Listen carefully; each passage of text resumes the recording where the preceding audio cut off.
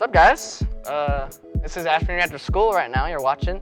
This is our 6th episode, believe it or not, of this season alone. We've already, right now, as of like 2 or 3 months of doing this, we've already surpassed the amount of episodes we've done last season, so that's pretty nice.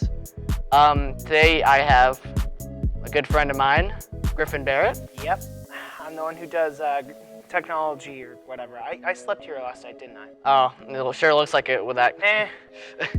That's what happens when you're that dedicated to technology. You end up, middle camera boss. But yeah, right now you're gonna be watching a segment with Griffin. This is Griffin's second time. Yes. I'm not dressed up all formally, as you can see. Yeah, this is the intro shot. And then we're gonna have a special guest right now afterwards. So stay tuned. Have fun.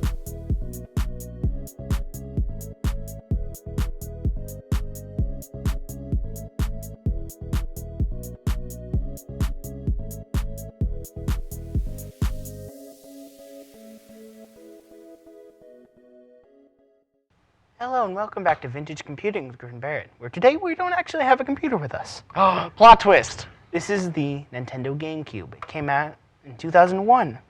It has an ATI chipset featuring the flipper chip. Well, it was project codenamed And Dolphin. also a handle.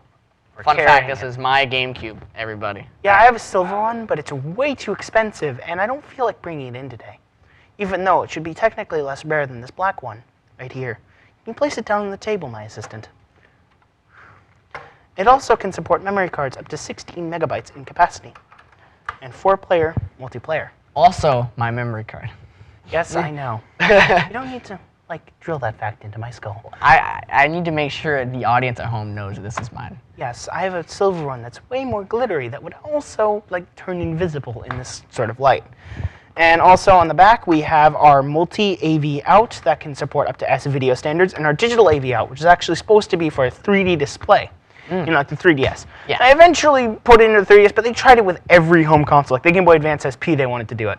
See what you mean? And, well, it was used for a very expensive set of component cables, which I had until my dog chewed to oblivion. What a plot. Well. This is some anime, Griffin. It's fine. And we have our external power supply to make this thing more sleek. We will also be playing it in this footage because this unit is actually fully functional.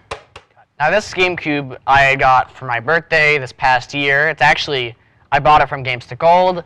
My father actually did the stickering outside of it. Yeah. If you ever need him to do stickers for his work, he'll break out the cutter and do vinyl. Yeah, there was a sticker here. It's at $50. Yeah. Which is way less than I paid for mine. I paid super cheap. Not super cheap. I would say the $50 is worth the product. More than. Okay. You can buy a lot of this. But yeah, for the longest time, I only had Super Smash Bros. Melee with 20x XT on this card because I want to get into that competitively. But I'm bad, but whatever. I recently on eBay, Griffin, I bought Pac-Man World 2. That's why it was in there. $13 with shipping. It was super, and it works fine. It has the manual. It's perfect. I couldn't ask more for it. It's a beautiful product. Okay, my GameCube. Go. So that's not this. You want to try editing a silver GameCube on there? Yeah. Was a Platinum Special Edition that my parents bought long before I was born. basically it was supposed to come, well, it came shrink wrapped with a Game Boy Advance. And that's how it would have come into Walmart. My parents bought that, and it was sitting in a bin up until I found it a couple of years back. And I'm like, oh, cool, a GameCube. And I'm like, I look up the model number, and I'm like, man, it doesn't support those component cables that I have. Oh, yeah, it was before my dog chewed them up. And I was like, okay, I'm playing this. And then I find out I'm like watching a video on Super Rare Consoles, coincidentally, at the same time. And I see GameCube Platinum Edition with the Game Boy Advance. And I'm just like, all right, this probably isn't it. I mean, it doesn't come with the Game Boy Advance. So I go digging deeper in that bin, and Game Boy Advance. Let's just imagine it was in my hand. It was like a Game Boy Advance Silver one, AGS-001, so it wasn't even the good backlit one. And I'm like, that's crazy. You just found it. It happened to me. What are the odds? Yeah. I'm just trying to recreate that feeling. I mean, I got more interesting stories about this kind of thing, but I'm just like, I'm not selling this. Is going to stay with me. This is going to be a college fund. Yeah. This. And I'm like yelling into the game like it's a person. Why would you? You should be a collector with this stuff. There's so many great things. I do collect things. Like, I do have a couple Let me walk other up to game this consoles. camera. The game I have in here right now is my copy of Smash, not yours. His copy of Super Smash Bros. Which I actually bought at a not a flea market, at Savers for $2. How much you paid for bought yours? Melee for $2? Yeah, $2. I bought mine for $60. And it didn't even come with the case. This came with the case model. This came with the case, manual, and everything.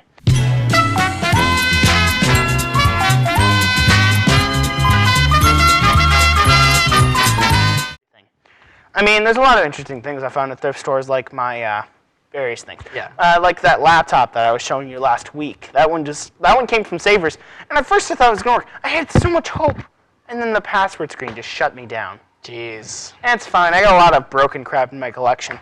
I mean, next week I'm probably, well, no, next week if this is bi-weekly. Probably next time I'm gonna bring in one of my iPods or whatever. A couple old media players. Yeah. And there's going to be a lot of stories around those, because I have a lot of childhood memories with that. Yeah, but the GameCube was published by Nintendo, and as he said, it was in 2001. It is a video gaming console. With 2 fans! Yeah, 2 fans on it? Well, 1. It just seems like 2. Why would you lie to me? Mine had 2 fans! I'm a big fan of that. I'm sorry. It's older generation of hardware, same console generation as the Xbox and the PS2. And back then, licensed games were really good, like Madagascar, Over the Hedge, Spider-Man 2. You can't forget about that. You want to know why Spider-Man PS4 exists? Because it's a remake of Spider-Man 2. It's not a remake, but it's because Spider-Man 2 is Funny awesome. story. I actually, I had a PS2. I blew it up. You blew up a PS2. All right, so I had it out of its case. I was trying to figure out how to get it to run, because I had a broken disk drive, but all it had, there was a gear in the bottom, and it'd go pop. I hear like a pop. Lots of magic smoke, as we call it. Apparently, a giant capacitor blew at the bottom of it. Huh. My parents were pissed off at me for that, but who cares? Or whatever. Do you want to go into the GameCube and check some stuff out for the guys at home? So we have Owen, take that camera and zoom it in on the cube. Okay, so. That's your name, right? Oh, Owen? I mean, like, Owen, yeah, that's your name. Owen is your name, right? On the bottom of the cube. Oh, you're on the show now. We just mentioned you. We have various expansion ports. We have the high-speed port. This was for connecting an accessory called the Game Boy Player. This allowed it to, play Game Boy games. I actually have one of those, and it's one of my favorite accessories. Let me put that back on. I don't have that one. Yeah, it's really... Don't zoom it on my arm. I'm trying to use It's very easy to get a Game Boy Player, but it's very hard to get the startup disc. I don't have the startup disc. You know what I did? I just used some, homebrew software. This is the serial port. You could stick a broadband adapter or a modem onto this. Or LAN.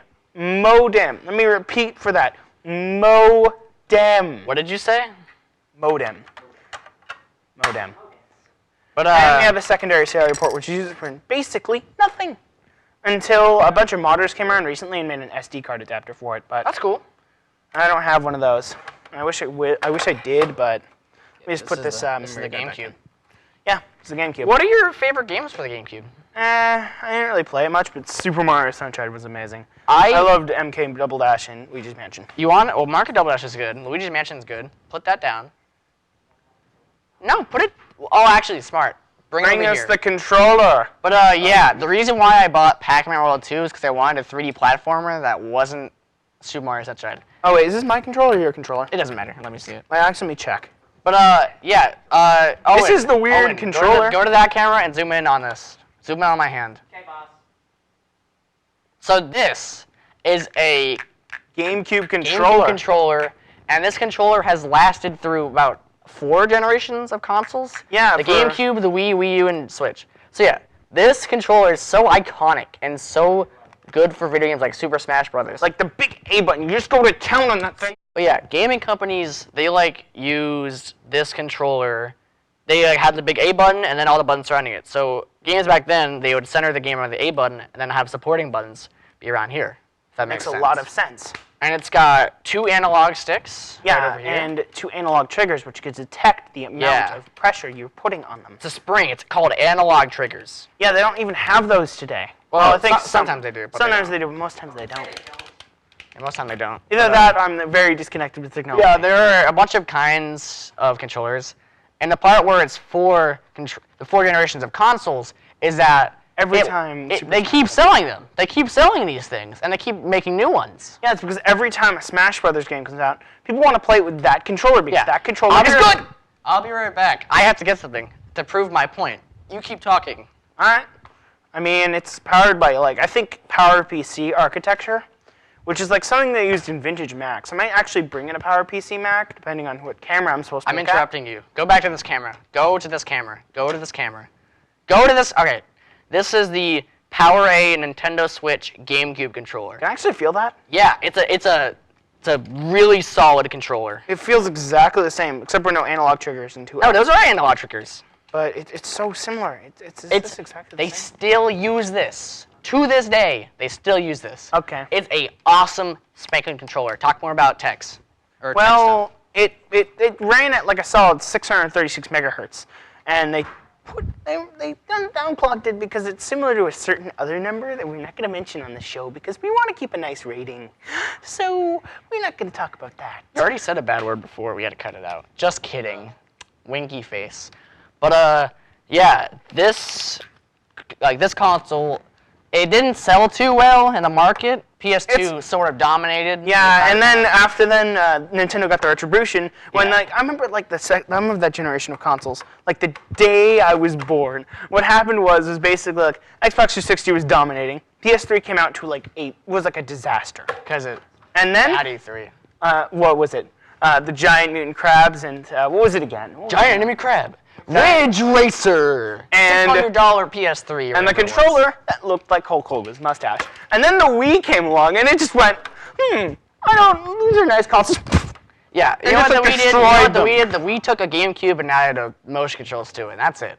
It actually is a little more powerful, but it's the same thing. It's very similar, but yeah. It's actually baked into the hardware, the GameCube backwards compatibility, and it still uses the .dol Dolphin extension for its executables. I know. Well, how about we play a game? And here it is. This is the GameCube startup screen. Yep. Most beautiful of startup screens. Now, with that epic transition we just did, we're going... And booting into the game Super Smash Bros. Melee. And see, this is my copy of it. This is my copy of the game on his system. And I'm it's running a customized save data. Yeah. Just so we can have optimal melee right now. Optimal melee. Neither of us are too good at the game. Yeah, we're not very good. Greg Palmer, shout out to you. Thinking. He's very good. Thinking. Who do I mean, that's what I normally do. All right, we'll play a game or two, and then actually just hit start. It'll go to any stage. I mean, It's a bird. Oh, great. It's a bird versus some lady in suit. It looks like a zombie from Halo. So, Yeah, all it makes me think about is Owen, Halo. stop talking. I just want to play Halo. But then again, this show would be like... How do you jump? I don't even know how to do There's this. several ways to jump, Griffin. I don't understand. Either stick up, Y, or X. Damn it. As you can see, I'm being destroyed by him. Yeah, see, you gotta have Falco for me to be good. I can also wave dash, which also Greg can do. Greg Palmer plays Roy, I believe. I mean, normally, if we had the Wii U, I'd be totally beating you with King DDD. Damn it. Darn it. Do you have ultimate? No, I think I have Ultimate, but like my parents would never let me bring the Switch in. Oh yeah. Or maybe I could. No, I bring my Switch every day to school. I just don't bring the TV stuff. Yeah, my parents just they're concerned about things. Yes, this is a wave dash. My character. I am the bird. Yeah, you're the bird. You actually kind of look like. Just to let the people know, I'm actually working on a video game, and you look very similar to another character I'm designing. Maybe I can just say that he's an homage to. Damn. Darn. Say that he's an homage to. I'm falling.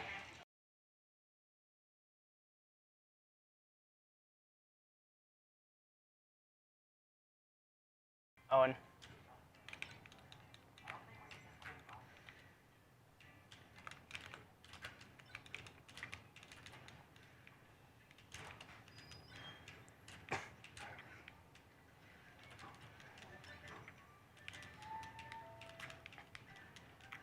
You know who's a fun character in this game? Besides Falco. You should play Falcon, Captain Falcon. I'm better with heavier characters. Samus Besides. isn't? I don't think Samus is a heavy character. He might be. Or she might be, rather. Darn. Play DK then or something. Or Bowser. I'm just good at the mashing one move. And I mean, I had an haven't killed amiibo me that yet. was really good. That Or you haven't replicated slammed me my yet. whole. It's me. I'm Samus. You've said it and he's the multiple bird. times. And I'm. I even have my tag where you can say. And I'm. Good game. Good Alright, game. let's play with me. best of 3. We'll do another round. Yeah, me basically immediately dying. 2.5 minutes. All right. Yeah, 2 rounds is good. And then switch your character. Oh wait, little Easter egg that shows that Yeah, if you go like whoever this. is vomiting right now. Go like this, so you can do it. How do I stop it? How do I get out of this? Thinking. All right, who are you playing? Play Falcon. What is close to Captain Falcon? Captain Falcon. No. Or- What is the closest to King DDD in like Ultimate? Not Ultimate. Yeah, whatever. None of them. All right, whatever. Donkey. All right. Wait, no. Actually, I have a better idea. Who are you gonna play? I'm just gonna go with Ganondorf. Ganondorf is pretty cool. He's like Captain Falcon but heavier. So. Yeah, it would work. Dreamland. Great. Classic stage. Wait, before you do that, cut. You want me to green screen you guys in? No. You don't want that? No. Actually, that might be a good idea. Having this. No, it's way too late. Look at me. Just look at me. Me and Greg might do that. All right. All right, we're going like it never happened.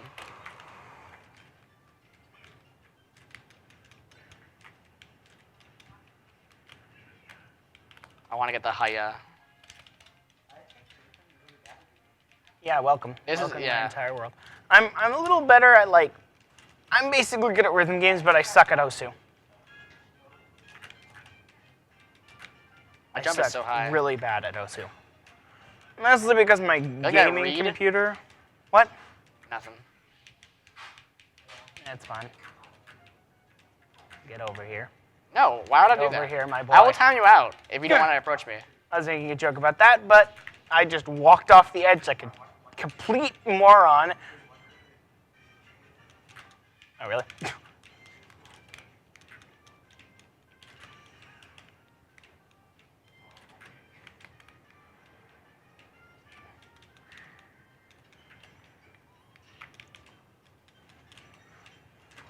Missing text for days.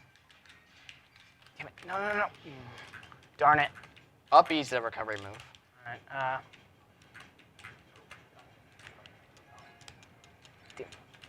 Darn. Yeah, it's funny to watch me lose. Because I suck at video Greg Palmer games. isn't here in the office this week, so maybe another time we can. Maybe it's an episode too. Who knows? Because I really want Greg Palmer to play because he's good. Yeah. All right. Have fun. This was the GameCube. This has been. Yeah, we get it, Owen. This Has been Vintage Computing with Griffin Barrett. and Caden and Lisa. Peace out.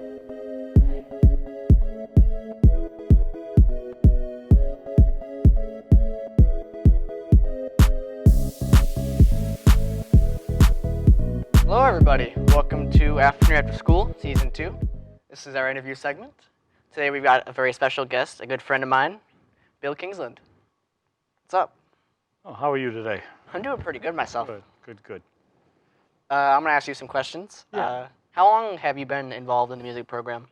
Here at Dartmouth, 36 years. What year did you start? In the fall of 1984. Nice. What is your favorite part about being in charge of all the music? Well, when I started, I really wasn't in charge. I kind of did the job that my son does now Yeah. as a brass instructor and chasing all the lesson stuff at the elementary and middle and all that. Yeah. Now it's some of that because I teach the regular course load that the other guys do, except that I don't do elementary school. So that's my administrative time in the middle of the day. And it's kind of a unique job because a lot of the administrators in town really don't have a lot to do with any like instruction with the kids. I mean, they have supervision and they have direction. Yeah.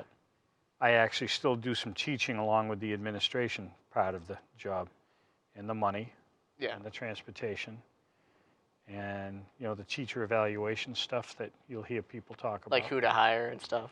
Yeah, there's some of that. I mean, there's a process that we go through when we hire someone. Yeah. Like let's go. I know you teach like the jazz band and stuff. I was just there like last week. Yeah, all tomorrow. right. So, you know, if you don't know, Caden's the vibes player for the jazz band. He's a good improv person and all that. But yeah, it's kind of unique that you still get to teach some and still you're still doing administration at the same time. It's cool. What kind of stuff have you learned from your experience in the program? Well, first of all, I learned that I can't be two places at once. As a musician, a lot of times there'll be people that want you to do something and then something else comes along, but you know, you have to, usually it's the best thing to fulfill whatever you said yes to first. You know, usually yes to first means this place. There's been a few things that I might like to do now and then that I can't because I'm here, but I know that that's part of it. So the other thing is I try to be conscious of other people's time.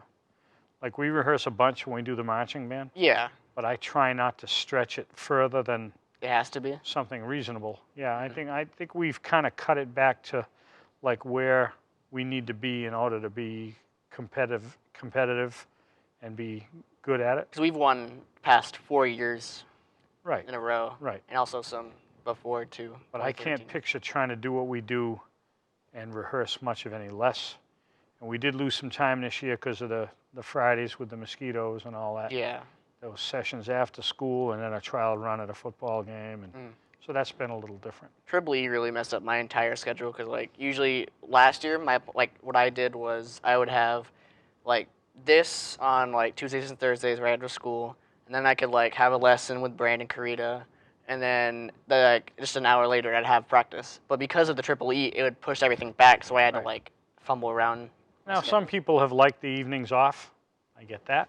You know, sometimes family time, the evening's been better for some people, but we actually had some of our teaching staff that couldn't be here because of their regular day jobs, like they're itinerant people that work for us part-time, and their contract was 6 o'clock on. So, I mean, it wasn't their fault. It's just kind of the way everything landed. It's going to be interesting to see how that schedule gets put together next year. Maybe it's going to be two possibilities. It's either going to be this or it might be this. You know, I'm not really sure what that cycle with the mosquito thing is going to be like. The other thing I've kind of learned is you got to listen to people and try to understand what they think is important, whether it's a student or an adult, and not put down what other people thinks are good things to do. You got to understand where people come from if you want them to do the things you need them to do too. So you try to be conscious of that as you go through the process. I understand. Yeah. Now this next question, I really want. It's been on my mind. Okay. I'm very curious about it. What has been your favorite marching band show and why? Ooh, boy, that's a tough one. As far as the performance goes, I can't really say that I liked the final outcome any better than I liked this year, because all the places that I would look for like a little glitch in whatever we were doing, Yeah. they kind of disappeared. The electronics fired off great, transitional things, big picture things. You know, you're sitting there in the stands and you're waiting for one of those little Archies somewhere. Yeah, I see what you mean. Really didn't see them. So as far as the outcome, I really like this year. We had some good hardcore classical music shows back in the early 2000s that really kind of put us on the map as far as that Division 5 That's cool. Shostakovich shows, Festive Overture, some really hardcore stuff before we went to more wind ensemble based material. And those were kind of shows that I had put together at one point with some help. And then, you know, everybody works together to get them there. The later shows with more of the wind ensemble music and more of Mr. Ungst and Mr. Carita. I know and Mike Rayner. I know Brandon's been writing a lot of ensemble music this year. Oh yeah, Like, yeah, like all of it. and he's good at it. So some of that creative stuff's been coming from that part of the crew. You know, I did like some of those classic music shows, but all of those shows had little glitches too. You know, this group this year, from where we were to where we finished. Those last like 3 weeks, like the band and everyone just went into high gear, like all And the it kids. wasn't really even at Somerset this year, right? We went all through our local shows with like, okay, was all right. But we got to the bigger ticket shows, the States Yeah. and all of that. And Danbury. then Danbury was really good considering how cold it was. Yeah. And then you know, Giant Stadium was really cool. So. Yeah. Like the performance etiquette, the rehearsal etiquette, everything about it, like the last few weeks, like skyrocketed. So that's how we were able to do so well. And we're able to work against the cold too. The cold for the winds, and I know the hands for Yeah. mallet players and drums, it's a struggle. And then you're going to catch a 30-degree rifle Yeah. or a saber. I mean, the color guard, the challenges are really big there too. You know, so. Like I feel like in years past, like the temperature's gone like gradually lower, but like this year it was like Oh, it just- so it it was took in a the dive at one 50s. point. It just like got really cold for no reason. Yeah. Like the last week and a half, give or take. Mr. Caturli, good job getting those people to do all that stuff in the cold. I mean, you watch the catches. I would call those a glitch when you don't get one. And Perfect. look at the video. I mean, it's all Yeah. there. You know, so. Now my next question for you is, what instruments can you play as a musician? Oh well. Usually when I go out to play, it'll be a brass instrument, trumpet or trombone. I'll play a little bit of tuba on a brass quintet. Play a little bit of jazz, a little electric bass. Ooh, all right. I like playing the bass. It's fun. It's different, you know, instead of playing brass. I play enough saxophone to be dangerous. And flute and clarinet, I probably have to put up a disclaimer because they're pretty bad. But it can be done. Yeah, and a little bit of just, it would be more like elementary school, a little bit of drums I can do a little bit. Yeah. You know, so you're supposed to know a little of everything when you get Yeah. up in front of a group. You know? That makes sense. Yep. Be all around.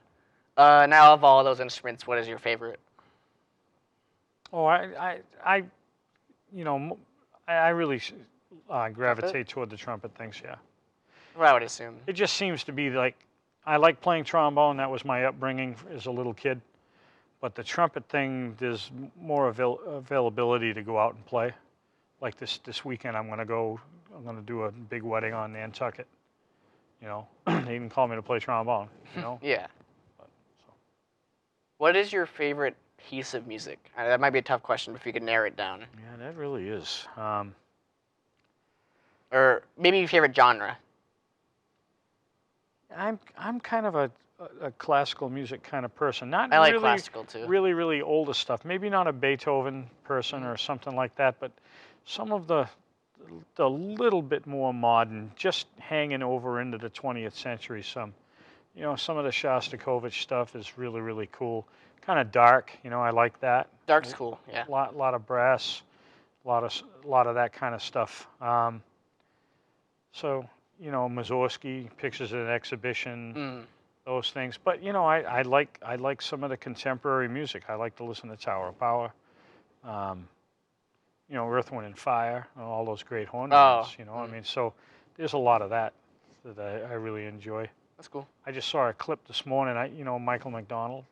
Yeah. No, actually, I Well, don't. but he's put together a new show, and I think they just opened it in Atlanta, and it would Really? be like something that would come to the Z. That's cool. And he's, kind of a classic rock kind of singer, What a Fool Believes, all those tunes.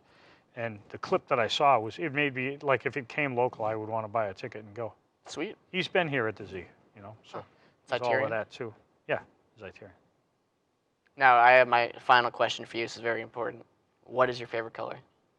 My favorite color? Color, yeah. Red, orange, yellow. I don't know. You're all going to those. think this is really, really ridiculous, but, I like green. This is a no judgment show. You know, Got the green like going. I had a nice Dartmouth colored green Jaguar car that I really liked. I had a green pickup truck that I thought was really cool. And kind of a green My guy. little brother's a really big green guy, and over on Dartmouth, it's all themed about green and white, so it's cool. You even got it going for you right now. It's the not. green This and white. isn't like a Dartmouth thing. It's just. It's a genuine. It's just a thing. It really is. Kind of green here. Yeah. This is all we have for this show. I want to say thank you for coming on. No problem. It's a real honor, It's all good. and I'm gonna miss you. You're great. Oh, thank you. I love what you do. You're a It's senior great. now? No, I'm a junior. Junior? Well, I'm not going anywhere. It's not too far to Fairhaven. You can come see me. All right. All right. All right. That's all. See you.